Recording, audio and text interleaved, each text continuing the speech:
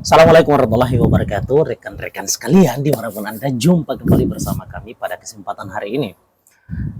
Teman-teman sekalian, sebelum kita melanjutkan pembahasan kita menyangkut soal satu tema yang sudah kita jadwalkan dan sudah kita agendakan untuk hari ini, kita sediakan kepada teman-teman sekalian. Terlebih dahulu teman-teman sekalian, semoga Anda dimanapun diberikan kesehatan, kekuatan, dan kemudahan dalam menjalankan aktivitasnya oleh Allah SWT. Teman-teman sekalian, buat Anda yang belum sempat subscribe dulu terlebih dahulu kanal ini. Semoga kanal ini menjadi kanal edukatif untuk anak bangsa Indonesia. Teman-teman sekalian, tahukah Anda belakangan kemudian marak gitu ya di media sosial menyangkut soal masalah permasalahan-permasalahan yang masih saja tumbuh subur dan berkembang di lembaga-lembaga pendidikan, dari mulai bangku pendidikan dasar hingga sampai pada perguruan tinggi, teman-teman sekalian. Dan permasalahan-permasalahan ini sampai sejauh ini belum sempat teratasi karena memang kita belum mengetahui tentang bagaimana platform yang paling tercocok, yang paling yang berkesesuaian untuk bisa mengatasi permasalahan ini secara utuh, sehingga kemudian tidak ada lagi dan lembaga-lembaga pendidikan kita berada pada jalur di mana berorientasi pada cita-cita negara melalui konstitusi, yakni adalah mencerdaskan kehidupan bangsa. Teman-teman sekalian, permasalahan bullying belakangan kemudian marak di beberapa sekolah, yang kemudian itu justru berakhir pada pidana. Jadi tidak berakhir pada penyelesaian di lembaga sekolah, lembaga pendidikan, untuk kemudian mencari solusi terbaiknya secara kekeluargaan, katakanlah restoratif justice bekerja di sana, katakanlah gitu. Tapi justru kemudian berakhir dengan pidana karena barangkali terindikasi ada tindakan-tindakan kekerasan yang kemudian diduga tercipta di sana. Nah, pada kesempatan hari ini saya tengah bersama dengan sosok praktisi KB konseling, bimbingan konseling ya. Nah, assalamualaikum Pak. Waalaikumsalam warahmatullahi wabarakatuh. Sama abang siapa namanya? Dengan Bapak Ade. Bapak Ade. Iya. Ini benaran namanya tuh Bapak Ade? Iya, ya? betul sekali. Emang nama lengkapnya Bapak Ade? Bapak Ade ya. Bapak Ade. Tapi sudah berumah tangga? Alhamdulillah sudah. Belum dua. Ya. Bercanda. Iya. Alhamdulillah sudah berkeluarga. Ya, namanya tetap Bapak Ade. Bapak Ade. Sebelum nikah pun namanya tetap Bapak Ade. Tetap masih muda dan tidak menjadi kakak, tetap selalu Tetap menjadi Bapak. adik. Jadi sejak dini sudah namanya Bapak gitu. Betul, iya. Bapak tapi diperkecil lagi jadi adik. Dari adik. Bapak tapi posisinya yang adik. Iya, benar gitu. Oke, Pak Ade ini adalah salah satu praktisi bimbingan konseling di sekolah. Hati-hati ya, BK sama KB itu beda-beda tipis. Iya. Salah penyebutan aja sudah selesai. KB keluarga berencana. Keluarga berencana. Jadi hati-hati. Ini soal masalah bimbingan konseling. Iya. Nah, Pak Ade adalah guru bimbingan konseling. Iya, guru bimbingan konseling di sekolah. Nah, tentu ini menjadi peristiwa yang kemudian hari ini tengah terjadi. Ini tentu menjadi salah satu bentuk problematika. Ya, problematika yang memang itu menjadi perhatian semua lembaga sekolah pendidikan. Iya.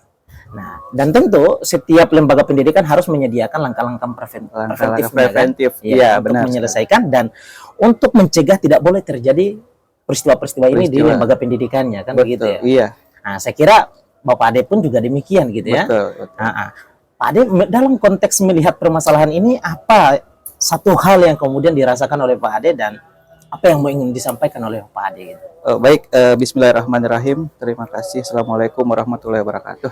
Waalaikumsalam. Baik, kembali pada topik ya. Topik kita ini adalah sebenarnya tentang permasalahan bullying di sekolah. Bullying di sekolah. Betul. Nah, sebagaimana yang kita lihat dalam dunia pendidikan. Nah, dunia pendidikan kita ini sebenarnya memang lagi marak-maraknya permasalahan-permasalahan bullying, di mana anak melakukan kekerasan dengan temannya sendiri, atau adanya melakukan aksi-aksi yang agresif sehingga menimbulkan akibat fatal kepada individu atau seseorang atau peserta didik. Sehingga adanya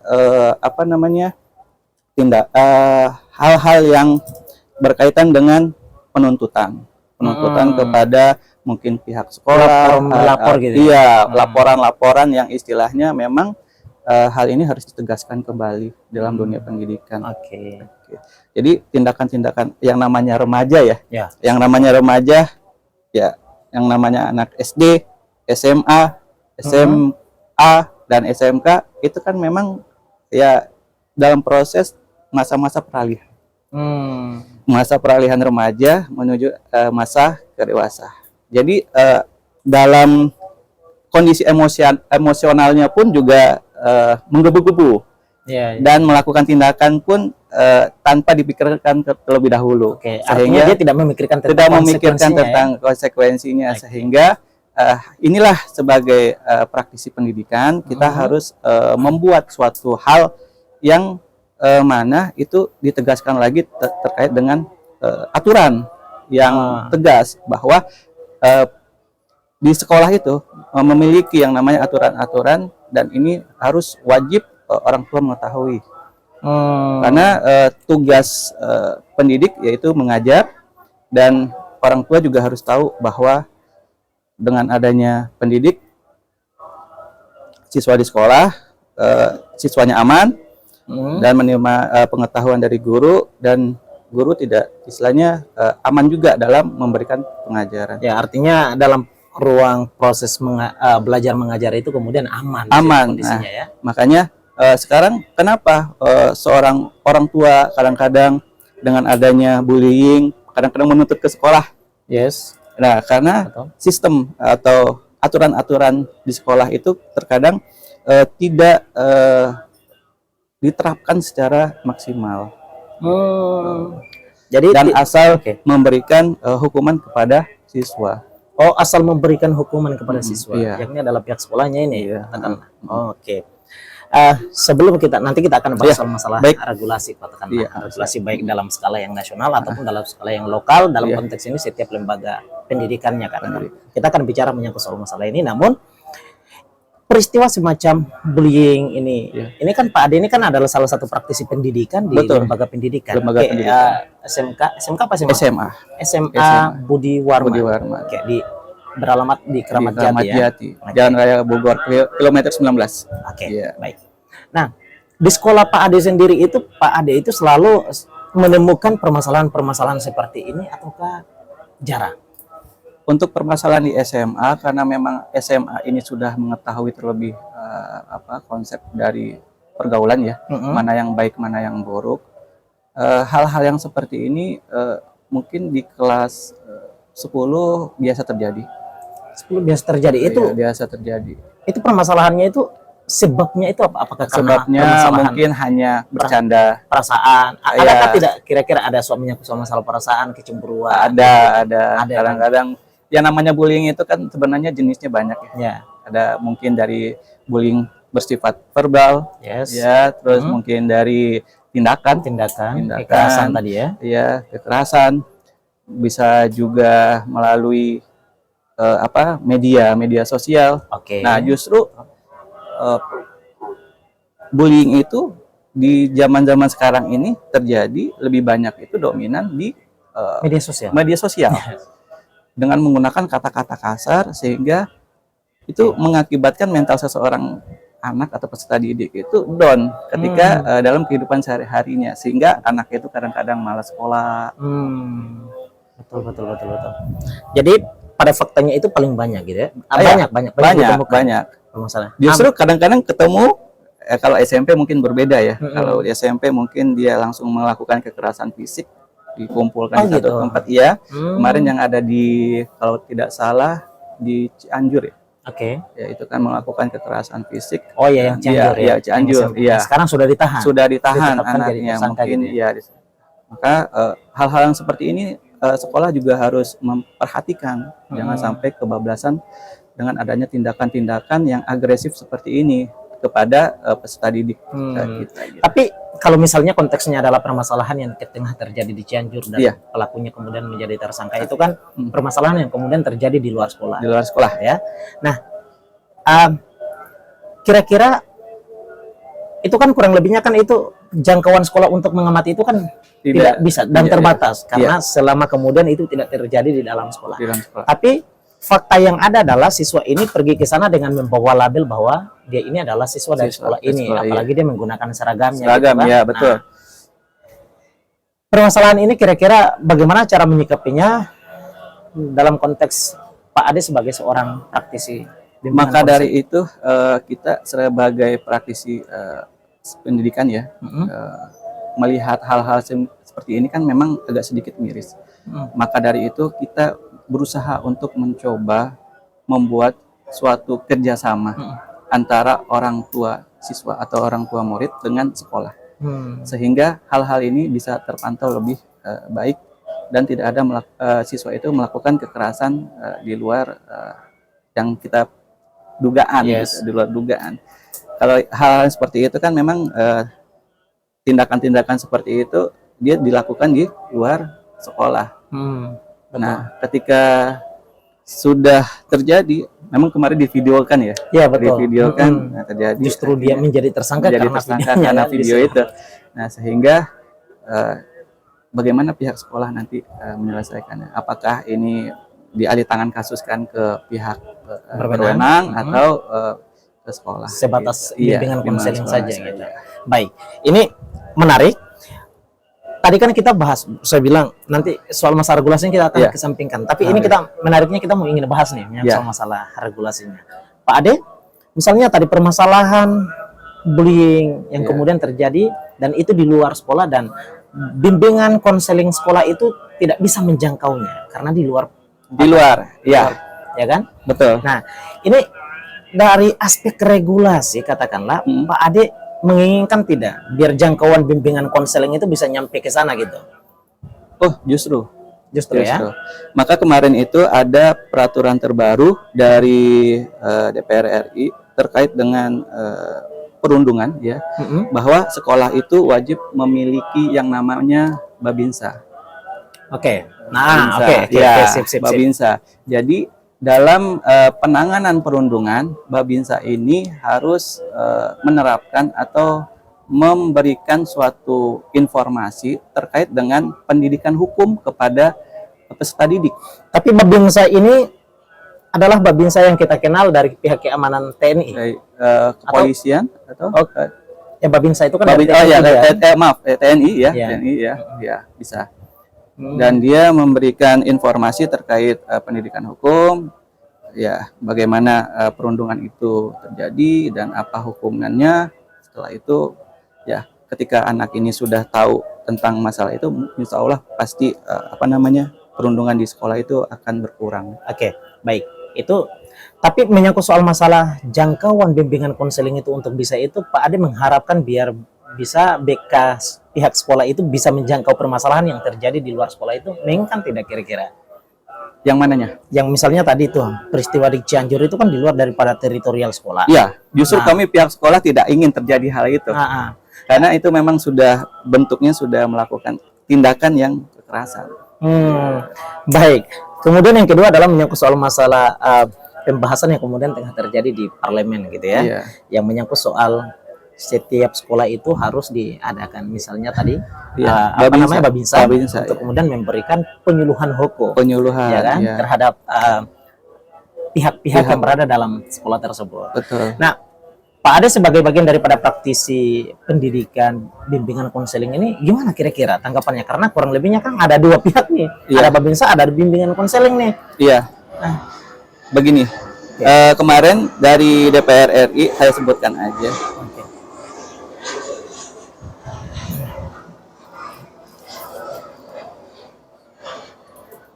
Nah, ini press release pengurus besar Asosiasi Bimbingan dan Konseling Indonesia yang dirilis APKIN ya, bahwa tanggal 6 Oktober tahun 2023 ini baru rilisnya. Mengatakan atau menanggapi berkaitan dengan pernyataan Wakil Ketua Komisi 10 DPR RI yaitu Dede Yusuf bahwa guru bimbingan dan konseling seharusnya diambil dari Babinsa. Babinsa untuk menerapkan disiplin di sekolah. Jadi ya istilahnya bisa berkolaborasi dengan Babinsa itu. Gitu. Nah, kemudian nanti diterapkanlah kedisiplinan itu oleh Babinsa. Aturan-aturannya seperti apa, nanti Babinsa yang akan menginformasikan kepada peserta didik. Oke. Oh, menarik nih. Berarti ini Pak Ade ini termasuk salah satu peserta di antara apa tadi? Apkin ya? Apkin, iya. Oke, ini asosiasinya ya? Asosiasi. Kalau di kedokteran kan ada namanya IDI. Ya, IDI. Kalau di bimbingan konseling namanya Apkin. Apkin. Oke, jadi Pak Ade termasuk salah satu anggota di antaranya gitu ya? Iya, salah satu. Nah, menarik nih.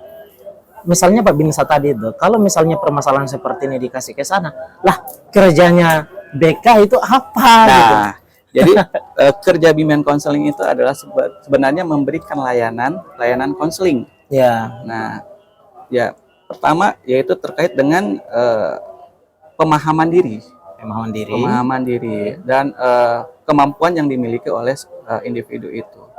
Sehingga kalau seandainya siswa itu sudah paham terhadap dirinya, kemampuan dirinya, potensi yang ada dirinya, insya Allah dia tidak akan mengarah pada hal-hal yang negatif. Oke. Jadi memang layanan konseling itu Artinya sama saja dong jika Sama. kemudian merujuk pada permasalahan yang kemudian untuk Iya, diusulkan ini, betul. ya kan? Sama saja kan? Sama. Jadi mengambil kerjanya bimbingan konseling betul, juga gitu. betul. Karena memang dulu mungkin bimbingan konseling itu salah satu dicap sebagai polisi sekolah. Ya. Karena oke. memang sebelum adanya wakil kesiswaan dan lain-lainnya, BK itu memang dicap kalau ada masalah berkaitan dengan kedisiplinan, dihukum, ini. Sehingga itu diminimalisirkan, maka guru bimbingan konseling yang ada di sekolah wajib salah satunya memberikan layanan konseling saja. Tidak ada lagi yang namanya memberikan hukuman. Karena bentuknya itu adalah kekerasan. Gitu. Oke. Sehingga layanan konseling ini harus hati ke hati. Memberikan pelayanan dari hati ke hati. Kalau seandainya anak bermasalah, kita sentuh hatinya. Tapi dari aspek konseling nih, katakanlah bimbingan konselingnya, untuk membentuk satu regulasi di dalam satu lembaga khusus, katakanlah pihak sekolah Budi Warman nih. Nah, perlukah tidak kemudian ada rancangan khusus undang-undang yang mengatur tentang regulasi yang mengatur tentang dan mengikat antara sekolah-sekolah yang siswa-siswa yang kemudian berada di dalam naungan Budi Warman itu? Perlukah tidak untuk secara spesifik dia mengatur tentang masalah hal itu? Mengatur tentang masalah apa ini? Itu tadi, misalnya bullying gitu ya. Nah, jadi secara eksplisit dia menggambarkan itu biar kemudian permasalahan-permasalahan ini baik itu adalah antara siswa dengan siswa ataupun kemudian terjadi tindakan kekerasan antara guru dan kemudian siswa biar tidak berakhir pada pidana. Iya. Nah, pada lembaga berwajib. Ada. Tapi justru kemudian diselesaikan cukup di sekolah saja. Oh, bisa. Perlukah tidak kira-kira? Perlu. Jadi di bimbingan konseling itu memang harus ada kolaborasi antara pihak yang memang terkait. Karena kita ada namanya kolaborasi antara contohnya kalau seandainya memang masalah ini berat gitu kan, maka kita alih tangan kasuskan. Alih tangan kasuskan, contohnya sudah melakukan tindakan kriminal atau apa, maka kita juga berkolaborasi dengan pihak yang berwajib. Tapi kalau seandainya bentuknya masih hal-hal biasa-biasa saja, kenakalan remaja seperti biasa saja, maka hal-hal seperti itu bisa dilakukan melalui proses konseling individual atau konseling, atau bisa saja menggunakan konferensi kasus yang dimana mengkaitkan antara orang tua murid, guru, wali kelas, guru bimbingan konseling, dan yang memang terkait dengan permasalahan-permasalahan siswa itu. Berarti perlu ya? Perlu. Untuk regulasi khusus begini, karena ini saya kira kalau misalnya dari aspek hukum itu kan kita bicara tentang lex specialis derogat legi generalis, peraturan khusus itu akan mengesampingkan peraturan yang umum. Artinya biar mencegah tidak terjadinya tindakan-tindakan yang kemudian itu berakhir pada pidana. Karena ini kan permasalahan dalam internal pihak sekolah. Betul. Selama kemudian itu tidaklah kemudian besar dan lain sebagainya. Nah, itu saya kira itu diperlukan juga. Sangat diperlukan karena memang itu adalah salah satu bentuk layanan dari bimbingan konseling. Gitu. Jadi sebelum ada masalah ini naik ke jalur hukum, jadi seorang guru bimbingan konseling dan warga, baik warga sekolah gitu, yang berkaitan dengan kepala sekolah dan lain-lainnya, semuanya itu wajib dikonferensi kasuskan masalahnya seperti apa dulu. Secara pribadi dalam konteks ini adalah Budi Warman, apakah kemudian sudah ada pembahasan menyangkut soal masalah hal ini? Permasalahan seperti ini mungkin kita belum menemukan tentang masalah bullying. Mungkin saya kemarin itu masih mendapatkan informasi terkait dengan bullying secara verbal, gitu. Bullying secara verbal, tapi ketika dipanggil anaknya, kamu dikata-katain sama temannya, setelah kita panggil, oh kasih pemahaman bahwa hal-hal seperti itu bisa membuat seseorang menjadi down, mentalnya jadi turun. Dan anak-anak yang memberikan perkataan-perkataan yang istilahnya tidak ada tanggung jawabnya itu, nah, kasih pemahaman bahwa hal-hal seperti itu tidak diperbolehkan. Dan itu adalah salah satu bentuk dari melanggar hukum.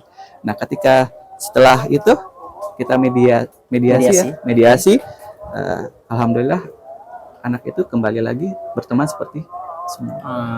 Baik. Sebagai bentuk bagian daripada akhir perbincangan kita ya. pada kesempatan kali ini, apa yang ingin Bang Ade sampaikan secara nasional gitu, harapannya biar kemudian? Harapannya adalah ketika di dunia pendidikan ini sebenarnya kita mengedepankan kembali aturan-aturan atau pendidikan-pendidikan yang berkaitan dengan pendidikan hukum.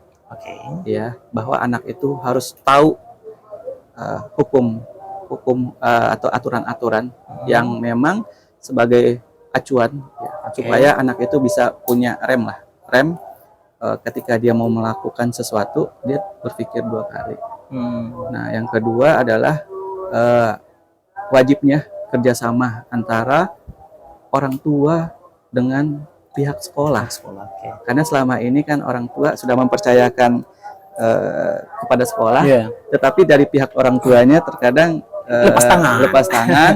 Nah, sehingga permasalahan-permasalahan itu muncul dan kadang-kadang permasalahan ini masuk ke jalur hukum. Harusnya kan bisa dimusyawarahkan terlebih dahulu. Harusnya kalau sudah mempercayakan sekolah, biarkan permasalahan itu diselesaikan di sekolah. Iya, betul. Nah, yang ketiga, harusnya dari pendidikan ya mengulang kembali atau mensosialisasikan kembali aturan-aturan yang telah dibuat di dalam pendidikan hukum gitu. Sehingga orang tua memahami, oh ini seperti ini. Kalau seandainya ada anak yang bermasalah di sekolah, maka bentuknya seperti ini. Ayo kita coba musyawarah. Berarti penyuluhan hukum sudah harus bisa menyasar pada lembaga pendidikan. Iya, betul. Baik, seperti itu kurang lebihnya ya. Terima kasih banyak Pak Ade ya. Iya, betul. Ade. Untuk kesempatan hari ini, semoga kemudian perbincangan kita ini, walaupun durasinya tidak terlalu panjang tapi insya Allah semoga bisa poinnya itu bisa didapatkan dan kemudian bisa menyelesaikan permasalahan-permasalahan yang terjadi di bangsa ini gitu. Karena yang kita inginkan adalah harapan kita adalah biar apa yang kemudian menjadi cita-cita daripada bangsa ini bisa berjalan dengan baik, semua siswa, semua anak bangsa itu tercerdaskan tanpa harus ada permasalahan-permasalahan tambahan yang dimana justru itu bermuara pada hal-hal yang sifatnya pidana. Gitu. Seperti itu, teman-teman sekalian, jangan lupa bagi Anda teman-teman share video ini dan subscribe kanal ini, tekan loncengnya agar kemudian teman-teman selalu mendapatkan notifikasi terbaru dari kami. Terima kasih banyak teman-teman sekalian. Assalamualaikum warahmatullahi wabarakatuh. Waalaikumsalam.